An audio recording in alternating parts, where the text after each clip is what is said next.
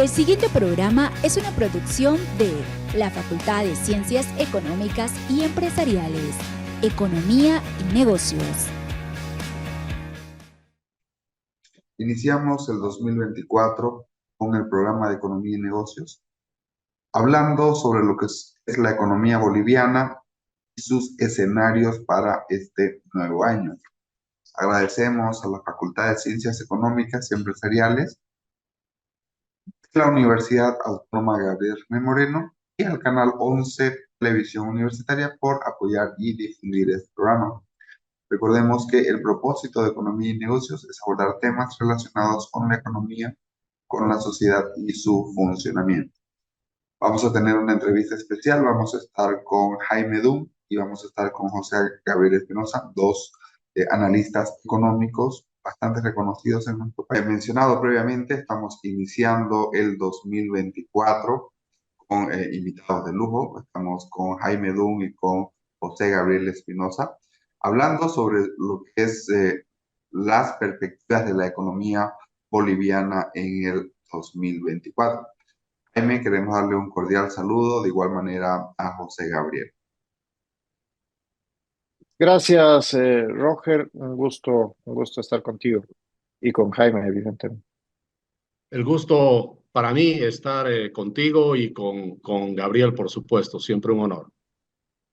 Muchísimas gracias. Vamos a comenzar un poco explicando el perfil de nuestros invitados. Tenemos a Jaime Dunn de Ávila, quien tiene una maestría en Administración de Empresas, graduado con honores del programa de Maestría para el Desarrollo de la Universidad Católica Boliviana y el Harvard Institute International Development. De igual manera, él es graduado en Relaciones Internacionales de Colgate University.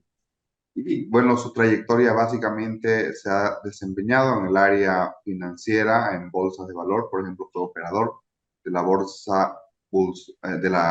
de la bolsa de Nueva York.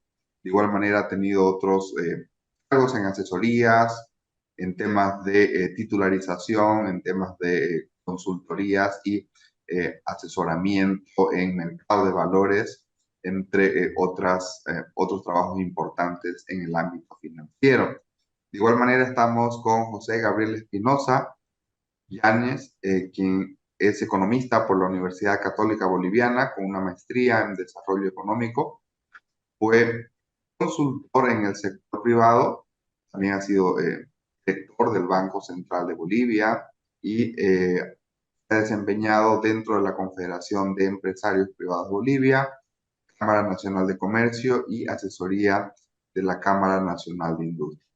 Como es habitual en el programa de Economía y Negocios, iniciamos el 2024 con análisis y perspectivas de la economía boliviana.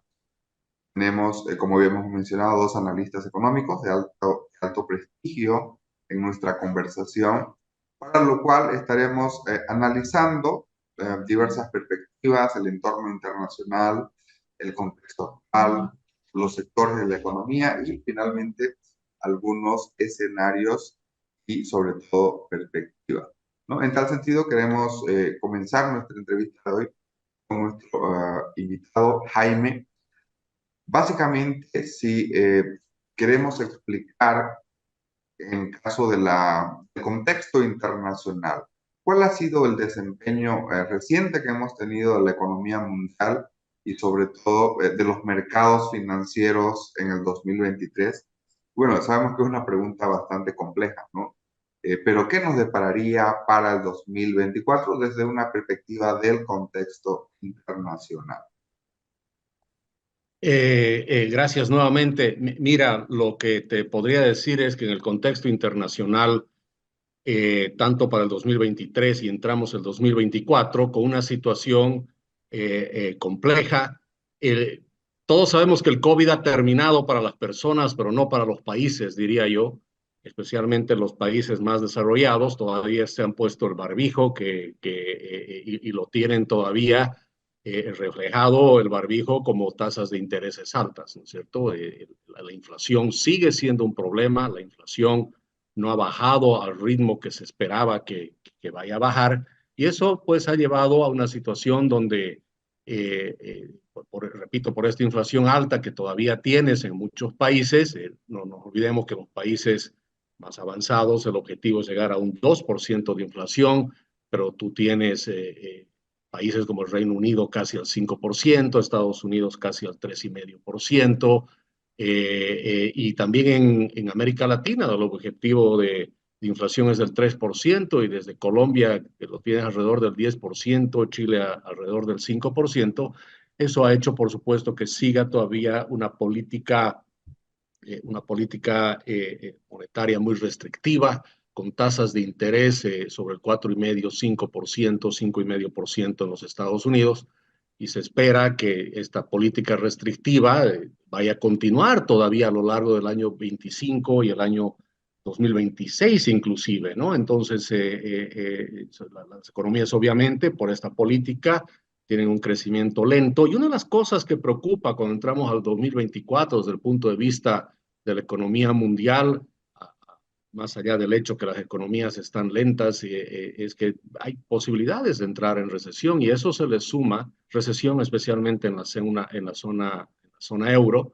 Estados Unidos parece que se podría librar de alguna manera, pero hay también vencimientos de deuda muy grandes. No nos olvidemos que la deuda que se ha producido de todos los países para estimular sus economías por el COVID ha superado más del 220% del PIB mundial, ¿no? Y solo el 2024 tenemos casi 5.500 trillones de dólares que se tienen que pagar, ¿no?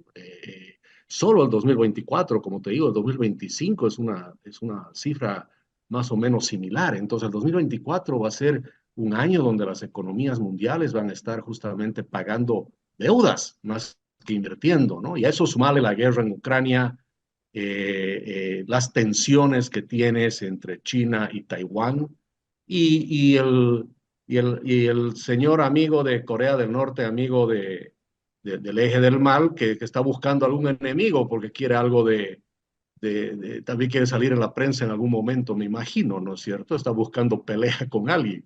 Estás en un mundo que se está desglobalizando y hay un potencial de inestabilidad geopolítica y de mayores interrupciones, o otra vez volver a interrupciones en las cadenas de suministro, y por supuesto aumento de los precios y los productos básicos o materias primas, donde obviamente todos estos aspectos pueden impactar de manera muy negativa a un país como Bolivia, ¿no es cierto?, que el contexto internacional le repercute, ¿no? La misma economía mundial, que iba a crecer cerca del 4%, según el Fondo Monetario, el año 2023, la proyección es del 3%, y para el 2024, perdón, para el 2023 del 3%, y para el 2024 algo similar o un poquito menor. Entonces las perspectivas lamentablemente no son muy buenas en el contexto internacional.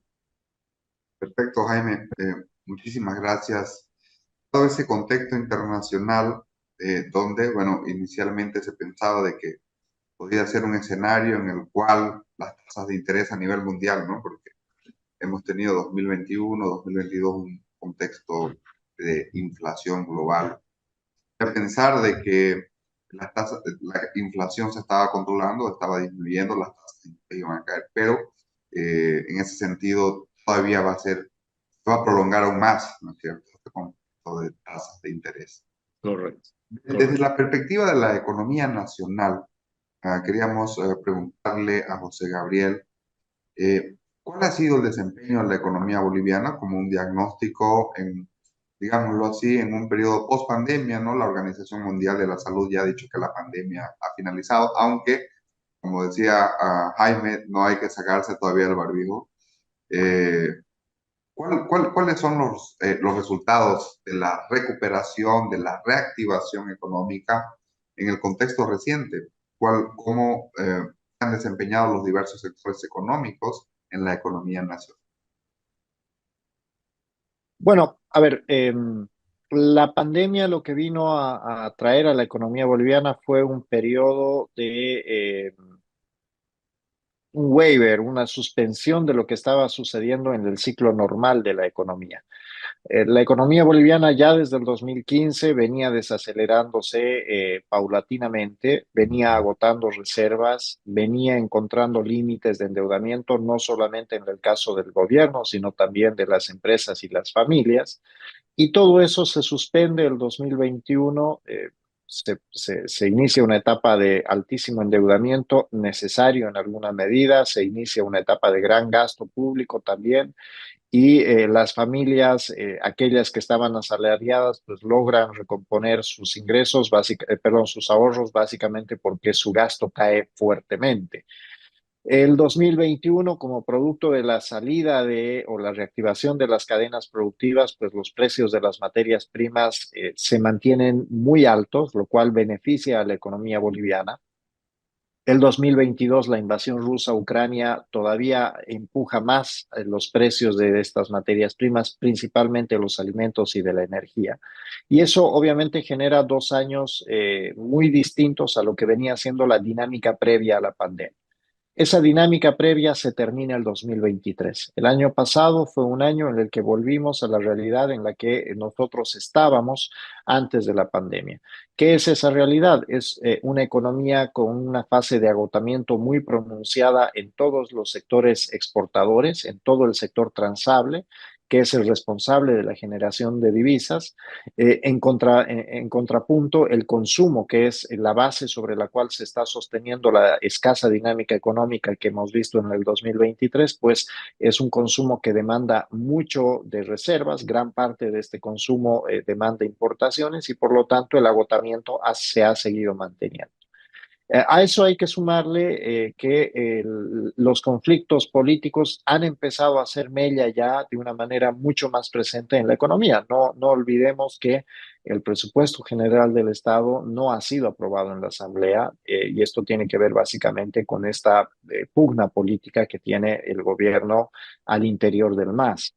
Esto evidentemente te hace entender o te da la pauta de que no hay la capacidad suficiente para lograr acuerdos políticos que permitan pues el establecimiento de reformas necesarias para enfrentar este nuevo ciclo que describía muy bien Jaime, ¿no? Es un nuevo ciclo en la economía del mundo en el cual ya no tenemos el dinero barato que teníamos en el pasado, en el cual tenemos, si bien hay economías que están resilientes todavía, tenemos en general tasas de crecimiento mucho menores a las que habíamos visto en la década anterior y en la cual pues la inflación ya nos empieza a preocupar de nuevo. Esto es algo nuevo para esta generación de personas que en los últimos 15 o 20 años en el mundo no habían visto picos inflacionarios tan altos como los que hemos visto en los últimos 18 meses, salvo casos como Argentina o Venezuela.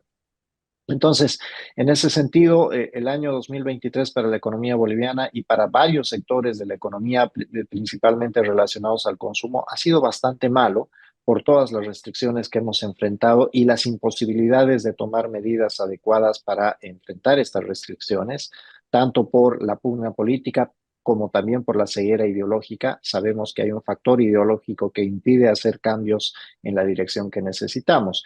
Y por el otro lado, por el lado de los sectores transables, pues evidentemente el agotamiento ya es evidente y ese agotamiento se hace más evidente todavía por el que los precios que teníamos inusitadamente altos durante el 2021 y 2022, pues estuvieron volviendo a los niveles previos a la pandemia durante el 2023 y esto se ha notado al cierre del año, tanto en la balanza cambiaria como, por ejemplo, en el volumen de las exportaciones. Perfecto, muchísimas gracias a José Gabriel. Además de conversar sobre los sectores de la economía, en esto que nos comenta José Gabriel, sin duda alguna que una parte importante de la economía es el sistema financiero. Muchas veces se tiende a poner etiquetas, ¿no? Queremos preguntarle a Jaime, desde su perspectiva, cuál es el nivel, si pudiéramos ponerle una etiqueta, cuál es el nivel de la solidez del sistema financiero en Bolivia? Una pregunta relevante es, tal vez, ¿existen riesgos sistémicos en los cuales los bancos se pudieran enfrentar? Bueno, mira, empecemos diciendo que la solvencia y la solidez del sistema financiero está ahí. Estamos con un sistema financiero todavía solvente y un sistema financiero que con los indicadores, algunos con ciertas complejidades, pero en el fondo un sistema solvente. Sin embargo, hay preocupaciones, por supuesto, ¿no? Y las preocupaciones, yo te diría, vienen básicamente del hecho de una realidad que se viene dando ya con mayor fuerza en los últimos años, y es esta situación donde la liquidez está empezando a volverse escasa, ¿no es cierto?, en el sistema financiero. ¿Por qué? Porque tenemos un gobierno que absorbe muchos recursos, y hemos visto a través de los altos niveles de endeudamiento interno, como el gobierno, especialmente el 2023, 2022, se ha prestado de manera masiva recursos, especialmente de los fondos de pensiones y del Banco Central. Cuando vemos ya el 2021-22, vemos, por ejemplo, solamente la demanda bruta de valores del TGN, que es cerca de 14,000 y algo millones de bolivianos, el año 2022, algo similar si no me equivoco. Las AFPs financiando prácticamente un poquito más del 85% de su recaudación yéndose al TGN. No nos olvidemos que las AFPs al final son la fuente de financiamiento del sistema de intermediación financiera. Entonces, cuando el TGN se lleva esos recursos, el sistema de intermediación financiera empieza obviamente a sufrir de esa liquidez. El año 2023, además, es ha sido el año donde se ha intensificado esta lucha, ¿no? Esta batalla por la liquidez se ha intensificado, más aún cuando el Banco Central eleva las tasas de interés, las letras del Banco Central de estar apenas en 0.3% alrededor de febrero, marzo de 2023, se suben hasta el 6,5%, causando obviamente un caos no solamente en el mercado de capitales, sino obviamente absorbiendo mucha de la liquidez del sistema. Entonces, esa característica y otras, por supuesto, han hecho de que nos encontramos con datos a septiembre más o menos, a septiembre del 2023, que son los últimos que se tienen en el sistema financiero, donde los niveles de depósito, que en su momento estuvieron sobre más allá de los 215,000 millones de bolivianos, más allá de los 220,000 millones de bolivianos, hoy en día están más o menos un poquito debajo de los 210,000. Evidentemente hemos tenido un banco que no está en el sistema, pero aún así, o sea, Banco Fácil ha salido del sistema, pero aún así se ve una disminución muy grande en la relación depósitos y cartera, ¿no? Cuando se medía entre ya a mediados de 2023, entre diciembre 22 y junio 2023, tú tenías una caída muy importante en los depósitos de casi 18,000 millones de bolivianos, y la cartera había crecido apenas 6,000 millones de bolivianos. Y ya se dio un tema complejo donde los depósitos eran por debajo de los niveles de cartera, algo que no habíamos tenido hace mucho tiempo. Entonces, los niveles de cartera están creciendo a un nivel muy bajo por esa falta de liquidez. Y a mí lo que me preocupa que todo esto está teniendo dos impactos muy importantes. Primero, la rentabilidad de todas las instituciones del sistema financiero ha ido bajando. Los márgenes han ido bajando de manera constante. Hay un impacto en la rentabilidad muy, muy importante cuando vemos los bancos múltiples de estar allá del 2019, 2020 con márgenes de cerca del 10, 12%. Hoy en día están cercanas al 5, 6%. Las instituciones financieras de desarrollo son las que más preocupan, no tienen acceso a recursos como los bancos por las características que tienen, y su rentabilidad es aún más baja. Además, las IFDs financian realmente del exterior con dólares y tienen que pagar al exterior, obviamente, esos créditos con dólares. Y eso ha hecho que suceda la segunda cosa que veo que para mí es preocupante y puede llegar en algún momento a ser un problema, que hay un incremento en el riesgo. ¿En qué sentido? Justamente los créditos que iban generalmente en un buen porcentaje a lo que era el crédito productivo y vivienda social, pues ya no van por ahí, porque esos tienen tasas reguladas, como sabemos, y los límites que tenían que tenerse ya se han cumplido. Entonces, ¿a dónde está creciendo la cartera o por dónde está creciendo la cartera? Cuando tú ves la cartera, el crecimiento es muy notable en lo que es microcrédito, lo que es crédito de consumo y a pymes. Por ejemplo, el crédito de consumo crecía a un ritmo muy bajo, ¿no? Del 2-3% al año, y hoy día está creciendo al 8-9%.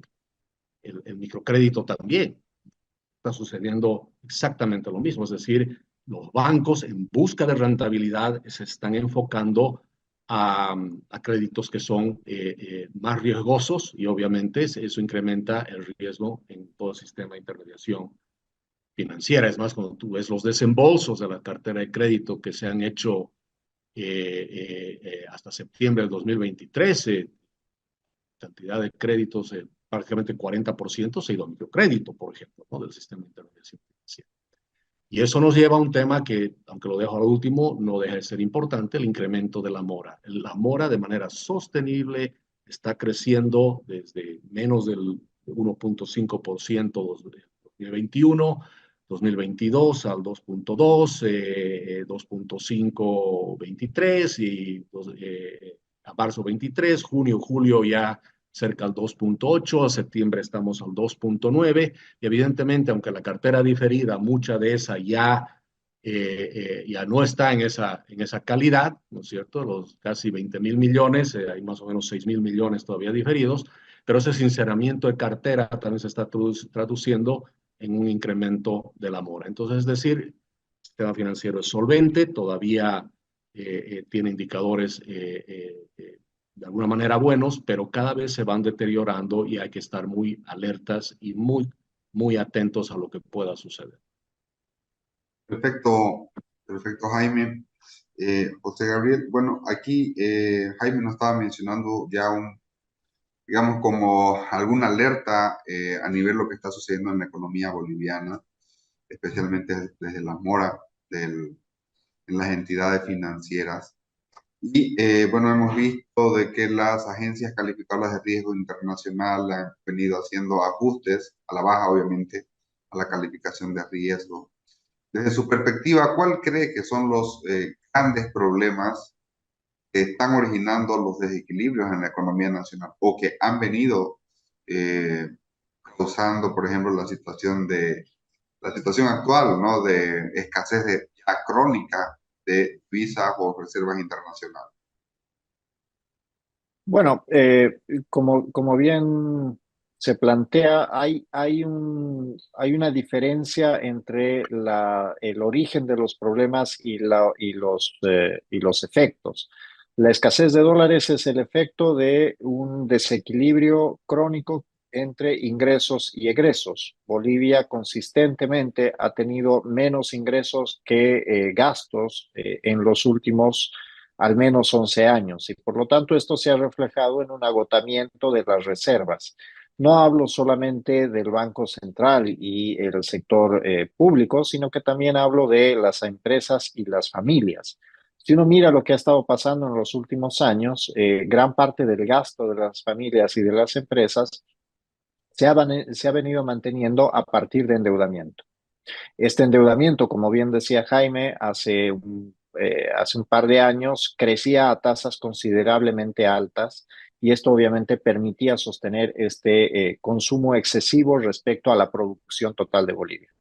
Eso se ha agotado precisamente porque hoy día tenemos una pelea por la liquidez, en la cual el gobierno pues está tomando los escasos recursos que se tienen, no solamente en dólares, sino en bolivianos, para tratar de defender su propia economía, y obviamente esto lo hace en decremento o en afectación a la economía del sector privado. El otro gran problema o la otra limitación que tenemos tiene que ver con el agotamiento de las reservas de energía. Y esto es considerablemente preocupante, porque no estamos hablando solamente de un factor que se exporta y que genera divisas. La energía es un factor transversal para la producción en Bolivia, y ya lo estamos empezando a ver, ¿no? Bolivia no es capaz de producir toda la energía que consume. En el pasado esto no se notaba porque las exportaciones de gas nos permitían pues subsidiar y comprar combustibles que pues hoy día en Bolivia no está pudiendo cumplir a cabalidad. En el futuro muy probablemente veamos que estas limitaciones son cada vez más evidentes y va a ser muy claro cómo se va a traducir, por ejemplo, en los precios, porque evidentemente las cadenas productivas y todo lo que tiene que ver con la cadena logística empieza ya a resentir los problemas. Finalmente, otro tercer gran problema o desafío que enfrenta la economía, más allá de esta diferencia entre ingresos y gastos que ya es crónica y que hay que solucionar de alguna manera, entre este agotamiento, más allá de este agotamiento de las reservas que no son solamente monetarias, sino que tienen que ver con las reservas de las empresas, de los ahorros de las familias y las reservas de energía, tiene que ver con la conflictividad irresuelta que estamos arrastrando desde hace varios años y particularmente desde el 2023 que hemos terminado. Este 2024 han quedado varios temas pendientes en agenda que van más allá de lo económico, pero que sin duda van a afectar a la economía. La elección de todo lo que tiene que ver con el Poder Judicial, que se ha aplazado durante todo el 2023. Algunos dicen a propósito, otros creen que es por ineptitud de las autoridades que están a cargo de llevar adelante este proceso, pero que en definitiva ha quedado pendiente para el 2024.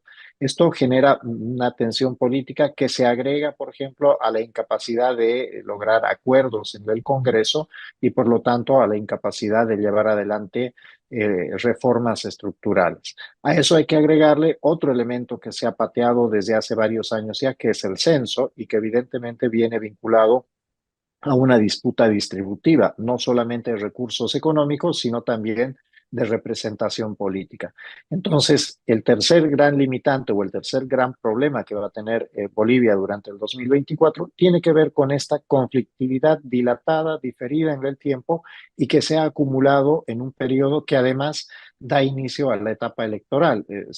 Si se cumple el cronograma electoral como debe ser, este año vamos a arrancar también con el proceso electoral con las elecciones primarias. Entonces, tres grandes problemas para la economía boliviana durante el 2024. El primero de ellos, menos ingresos que gastos. Esto es algo que hay que solucionar. El segundo gran problema, a diferencia de años anteriores, arrancamos sin reservas, las empresas sin ahorro, las familias sin ahorro, el gobierno sin reservas, sin energía.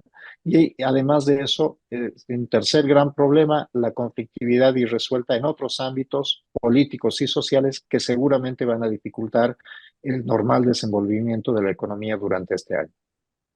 Desde su perspectiva, José Gabriel, ¿usted cree que pueden haber ajustes? ¿Puede haber algún cambio en la perspectiva de este año 2024? ¿O cree que se va a mantener en una constante? Desde el punto de No, vista mira, claro, si uno le pregunta a las autoridades, el discurso es que no va a haber ningún cambio en la dirección de la política económica y ese es el gran problema. Si uno ve que un barco está navegando hacia una tormenta, un capitán correcto, un capitán que es responsable con la embarcación va a cambiar de rumbo, no va a navegar directo a la tormenta. Lamentablemente el gobierno ha decidido que no se va a cambiar de rumbo y por lo tanto va a seguir navegando el barco hacia la tormenta.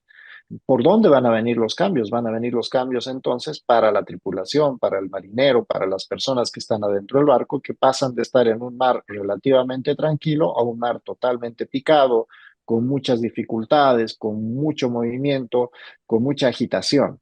Entonces, si tú me preguntas a mí si el 2024 va a haber cambios o no, yo te voy a decir que sí, efectivamente, para las familias y las empresas que van a tener que hacer ajustes porque quien tiene que hacer los ajustes no lo está haciendo. Entonces, mientras el gobierno diga que no va a haber ningún cambio en el futuro, pues sabemos que todos nosotros vamos a tener que llevar adelante ajustes que lamentablemente, dada esta dicotomía, dado este disenso entre los actores de la economía, pues no van a lograr los óptimos que hubiéramos buscado, que podríamos lograr cuando todos están de acuerdo. Lo que se va a hacer en el 2024 es básicamente contener daños, porque gran parte de las herramientas para enfrentar la crisis que en la actualmente estamos viviendo, pues no dependen de las familias ni de las empresas, sino que dependen del gobierno. Y mientras el gobierno decida mantener la dirección de la política económica, pues lo que puedan hacer las familias y las empresas solamente es paliativo, de ninguna manera les permite salir adelante de una manera sostenible en el tiempo. Perfecto, muchísimas gracias. En la misma línea queremos preguntarle a nuestro invitado Jaime Dunn, bueno, dado estos problemas, especialmente el déficit, la brecha que existe entre el gasto y el ingreso, ¿Bolivia necesita medidas de ajuste estructural? Necesitamos, por ejemplo, un 21.060. ¿Cuál es su Mira, perspectiva? sí, mira, y siguiendo la línea de pensamiento de José Gabriel, con la que estoy de acuerdo, se necesitan cambios profundos, evidentemente un cambio estructural, y eso significa un cambio esencialmente del modelo económico, social, comunitario, productivo, el llamado modelo económico. ¿Por qué? Porque es un modelo que está basado en base al crecimiento, en el consumo y el gasto público. Y obviamente ese tipo de modelo solo funciona cuando tienes ingresos. Cuando ya no los tienes, ya no puedes seguir exactamente con ese mismo modelo, ¿no es cierto? De alto consumo y de gasto público en exceso. Es momento de activar los otros motores, que son la demanda externa, ¿no es cierto? Y también, obviamente, la participación del sector privado y la inversión privada. Ajustes hay que hacer, repito. ¿Y qué es lo que sucede? Cuando vemos, por ejemplo, el presupuesto general del Estado para 2024, es en realidad el modelo económico, social, comunitario y productivo, pero en esteroides, ¿cierto? O sea, viene con más fuerza, se profundiza más cuando los recursos no existen. Y lo complejo de esto es que la propuesta del gobierno es que los que deben ajustarse son los ciudadanos, son las empresas, es decir, el sector privado, los ciudadanos, todos nos debemos ajustar para poder satisfacer las necesidades de recursos que tiene el gobierno con su modelo económico, social, comunitario, productivo, cuando debería ser al revés. El que debe hacer el ajuste es el gobierno. Pero nos lleva al lado opuesto, donde nosotros nos tenemos que ajustar, porque obviamente vamos a tener menos recursos, vamos a enfrentar menos liquidez, como estamos diciendo, y también, por supuesto, un incremento en tasas de interés que ya es notable. Y así como faltan los dólares, también ya nos faltan los bolivianos. Perfecto, muchísimas gracias, Jaime. Vamos a hacer bueno, ustedes saben que en la economía boliviana hay temas que son bastante críticos. Muchas veces lo que es técnicamente correcto es políticamente mal visto o es antipopular, ¿no es cierto? Queremos hacerle una pregunta a cada uno. Vamos a comenzar con Jaime.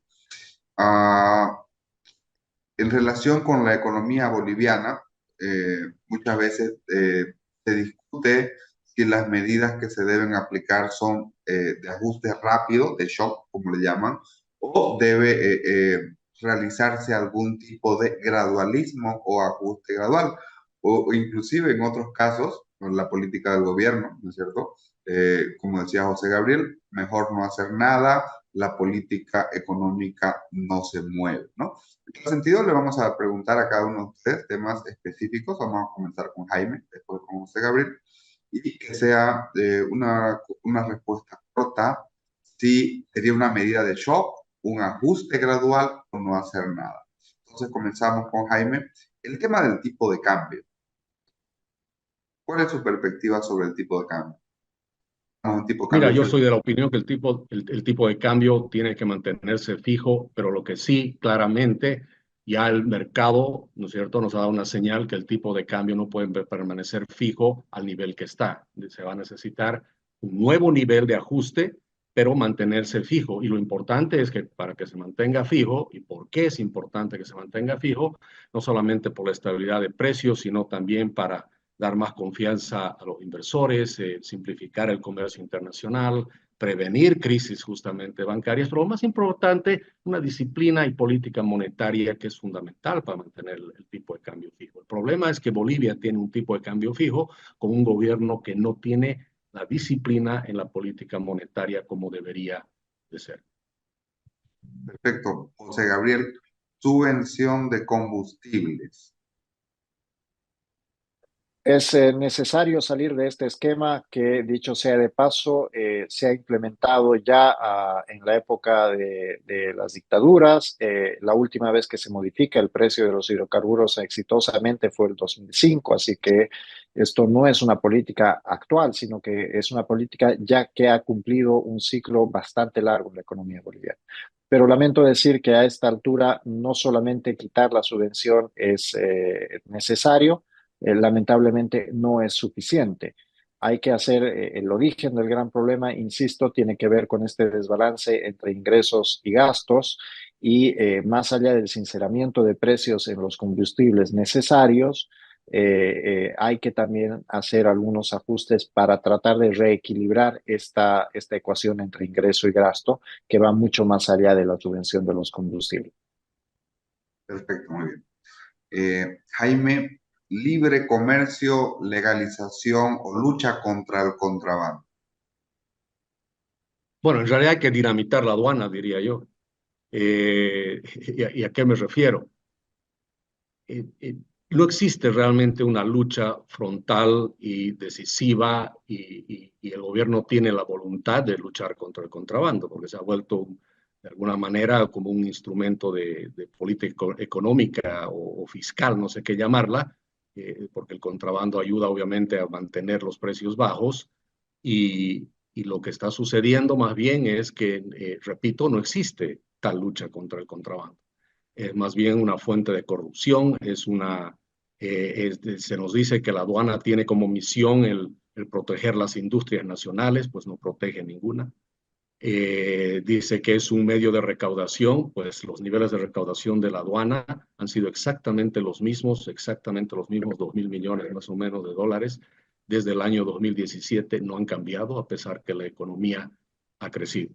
Y ha llegado un punto donde si existe contrabando es simplemente porque los aranceles son muy altos y los impuestos también.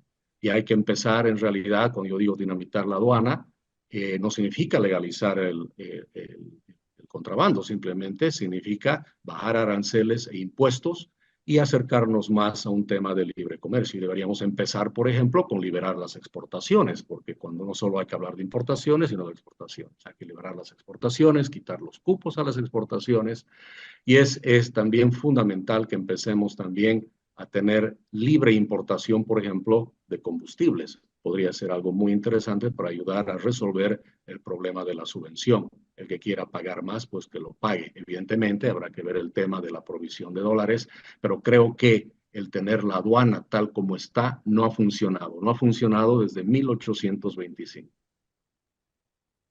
Perfecto, muy bien. José Gabriel, gasto público, inversión pública y tamaño del gobierno en la economía. No, evidentemente el tamaño de gobierno en la economía es excesivo, es inútil y ya hemos visto cómo, por ejemplo, en los propios presupuestos que presenta el gobierno, los ingresos por capitales son despreciables y en cambio el gasto público en inversión en estas empresas públicas es considerablemente alto y cada vez más alto. A eso hay que sumarle este cambio de enfoque.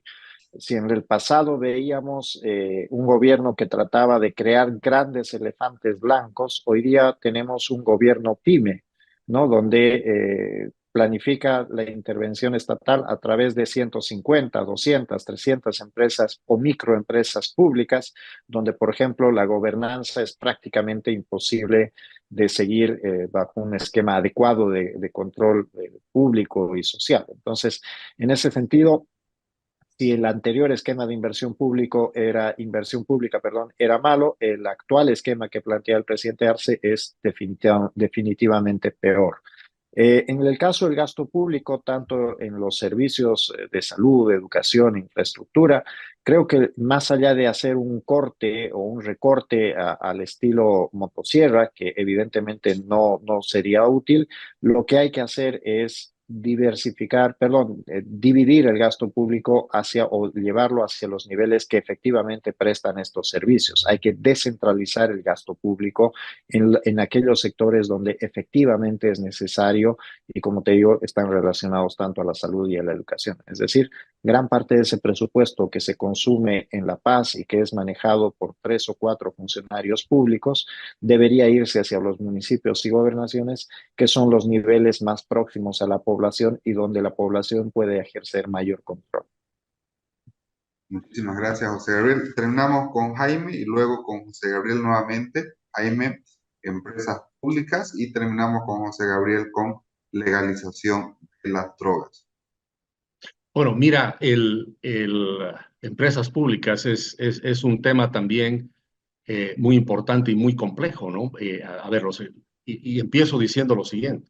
Los empresarios privados en Bolivia están enfrentando muchísima incertidumbre por la falta de dólares, hay problemas de falta de diésel, de gasolina, elevado riesgo país, falta de liquidez, falta de crédito, y encima de todo eso, este año 2024 en el presupuesto, prácticamente el 50% va al desarrollo de nuevas empresas productivas, apoyo a la producción de alimentos, industrialización de alimentos y derivados, etcétera, etcétera. Casi, no me equivoco, 11.000 millones de bolivianos van a eso.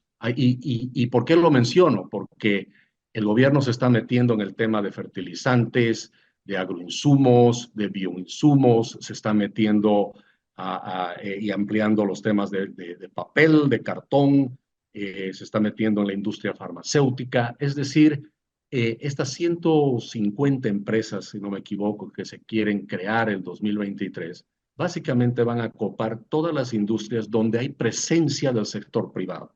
Al menos que seas un empresario privado que está, no sé, en energía nuclear o haciendo cohetes para ir a la luna, no te va a afectar. Pero al resto de todos los empresarios, la presencia del Estado como empresario competidor es muy evidente. Banco Unión, con una capitalización de 275 millones de bolivianos para acaparar el comercio exterior y hacer competencia a la banca, también está ahí. Entonces, este año, 2024, es el año para el gobierno de las empresas públicas, de cómo hay un avance y un paso gigantesco a acaparar, ¿no es cierto?, actividades que son del sector privado. Y eso es lamentable, porque en realidad lo que deberíamos hacer es ir hacia atrás y más bien dejar que el sector privado juegue su rol y dejar de gastar tanto en estas empresas públicas. Simplemente las empresas productivas que se van a desarrollar van a consumir más de 5.000 millones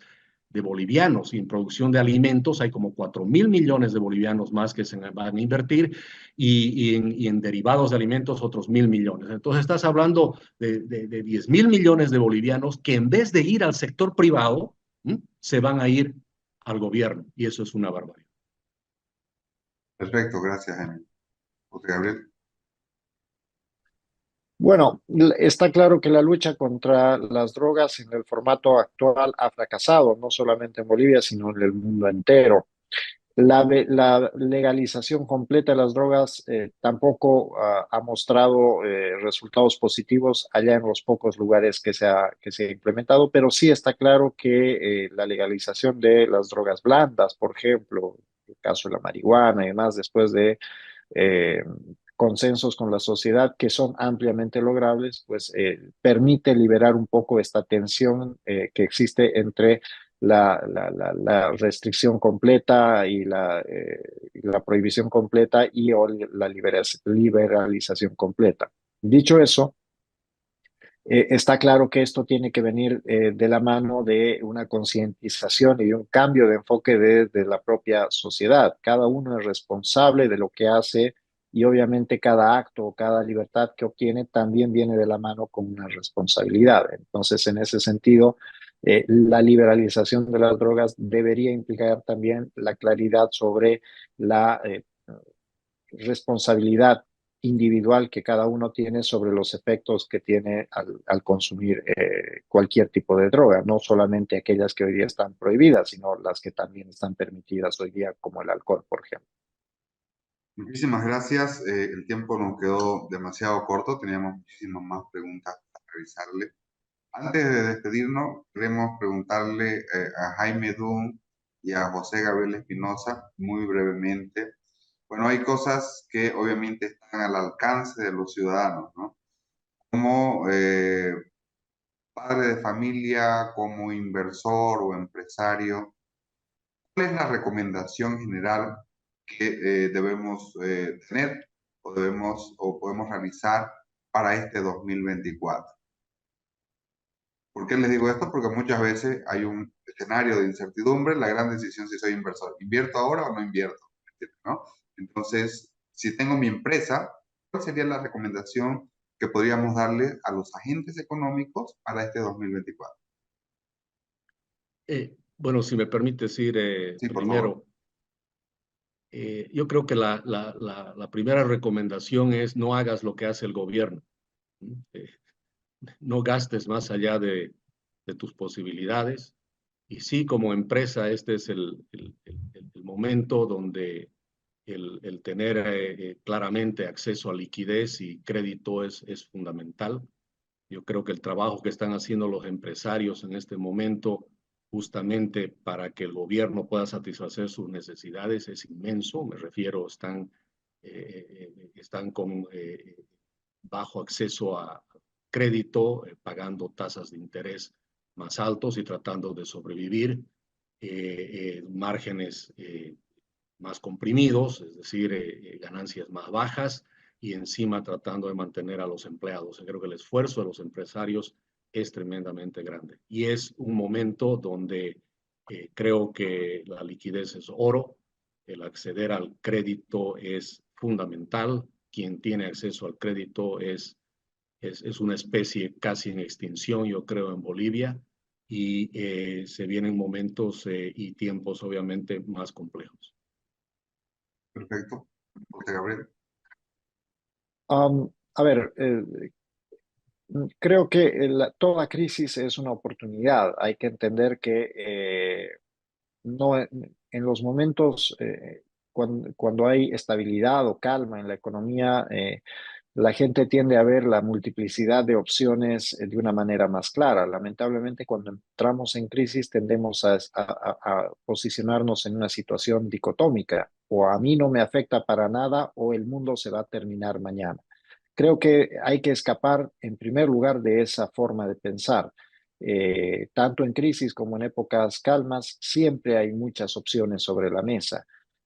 Por lo tanto, la habilidad para poder encontrar o tomar esas opciones intermedias va a ser pues un gran cernidor de aquellos que sepan administrar la crisis y aquellos que no.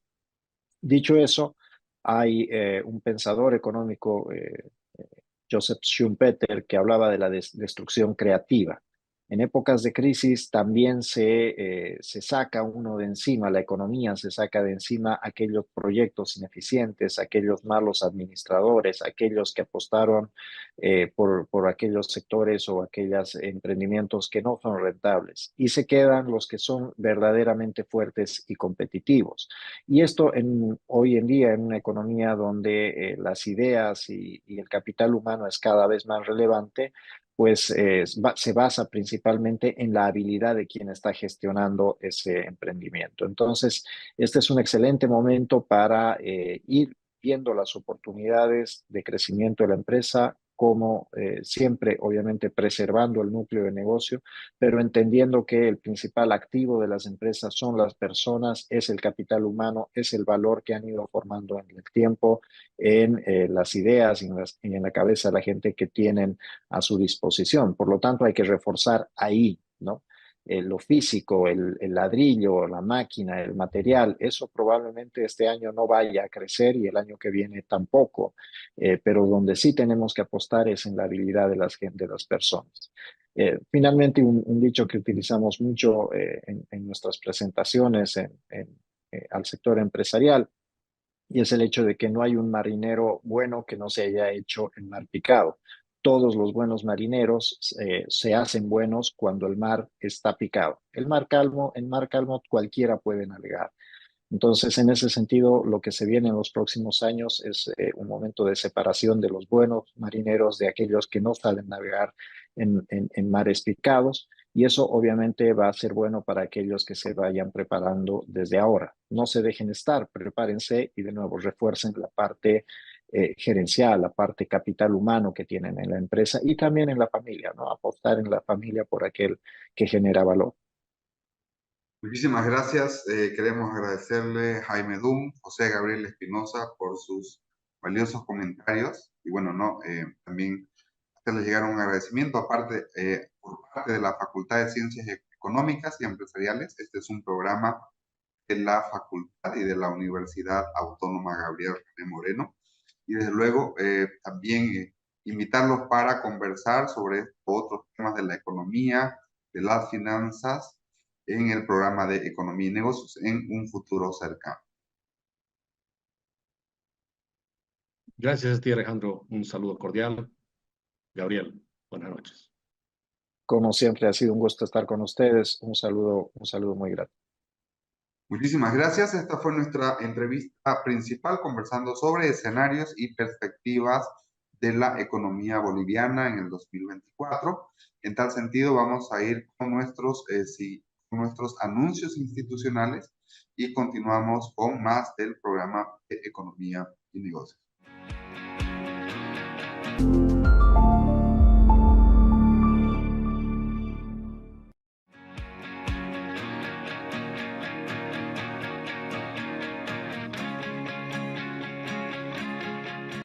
En nuestro programa del día de hoy estuvimos analizando lo que es la economía boliviana, escenarios y perspectivas para el 2024.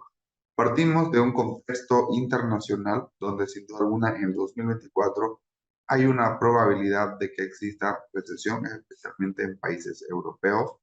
Las tasas de interés van a continuar elevadas toda vez de que la contención en la inflación, si bien ha disminuido, aún permanece en niveles elevados. 2021-2022 fue un contexto donde teníamos precios de las materias primas altos. 2023 volvieron a su realidad y bajaron los precios. El sistema financiero en Bolivia si bien es cierto, es solvente, pero aún hay temas de preocupación, especialmente por el tema de la liquidez y especialmente por el tema de la morosidad en los préstamos bancarios. Fundamentalmente, uno de los grandes problemas que tiene la economía boliviana es que funciona a déficit, no solamente en el sector público, sino también las reservas se han acabado, los niveles de ahorro han disminuido significativamente para las familias, para las empresas, y bueno, ¿no? El gobierno vive en un déficit permanente. La economía boliviana necesita realizarse ajustes importantes en su estructura. Es necesario el cambio del funcionamiento del modelo económico, social, productivo, y en tal sentido, una de las principales recomendaciones para las familias, para las empresas, es que cuidan sus finanzas personales, ¿no? De que una regla de oro es que sus ingresos deben ser superiores a sus gastos, deben cuidar bastante con el tema de la liquidez, el tema del crédito es muy importante. Oportunidades de crisis y escenarios de incertidumbre también son motivos de innovación y sobre todo, especialmente para las empresas, seguir desarrollando y apostando por el capital humano. Estas y otras fueron nuestras principales conclusiones en nuestro primer programa del día de hoy. En este sentido, los invitamos a que pueda acompañarnos por el programa de Economía y Negocios los sábados a las 8 de la noche y el reprise del día domingo en el mismo horario. Muchísimas gracias.